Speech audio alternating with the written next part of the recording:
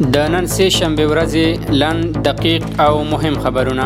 د ارشاد حج او اوقاف وزارت او د سعودي عربستان د حج او عمرې وزارت د پلاوي ترمنځ د 1440 هجري قمري کال د حج مقدماتي ترتیبات هوکړلیک لاسلیک شو. په اسلام آباد کې د افغانستان سفارت له هڅې وروسته د پاکستان د کراچۍ ښار له زندانه 294 افغان بندیان خوشي شول. د افغانستان او ازبکستان په ګډه پوله د دواړو هیوادونو د محصولاتو د پیر او پلور لپاره بازار جوړ شوی دی.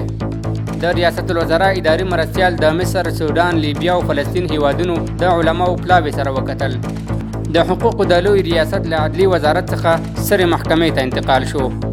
د کلیو د بیارغونې او پراختیا ریاست تر نظارت لاندې او د یونیسف اداري په مالی مرسته د بادغیس ولایت په دربوم ولسوالۍ کې 291 کورنیو سره چې هیواد ته راستنه شوي غیر خوراکي توکي وویشل شول.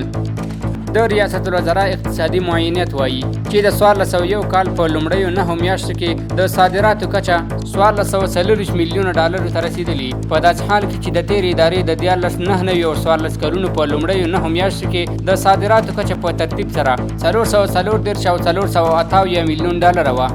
د سټنډرډ ملي ادارې د بنادرو د امریتونو د راپور له مخې وایي چې په تېره میاشت کې په ټولیزه توګه 3503 ټانکره چې ټول وزن یې 14,8404 ټنه تیل، LPG او مشتقات د بندرونو له لارې وارد شوي وو. د سټنډرډ ملي ادارې له لوري تثبیت د کیفیت شول. د اعلی قدر امیر المؤمنین حفظه الله د فرمان په اساس د کابل ولایت د علماو شورا جوړه شوه. د ننګرهار ولایت د استخباراتو ریاست مجاهدو ځواکونو د یو لړ کشفي راپورونو پر اساس د یاد ولایت په بهسود ولسوالۍ کې د وسلوالو غلو و کسیزه ډله په داسې حال کې ونیوله چې د مجاهدینو له نامه څخه په استفادې د یو کور څخه د غلا پر کولو بوخت و.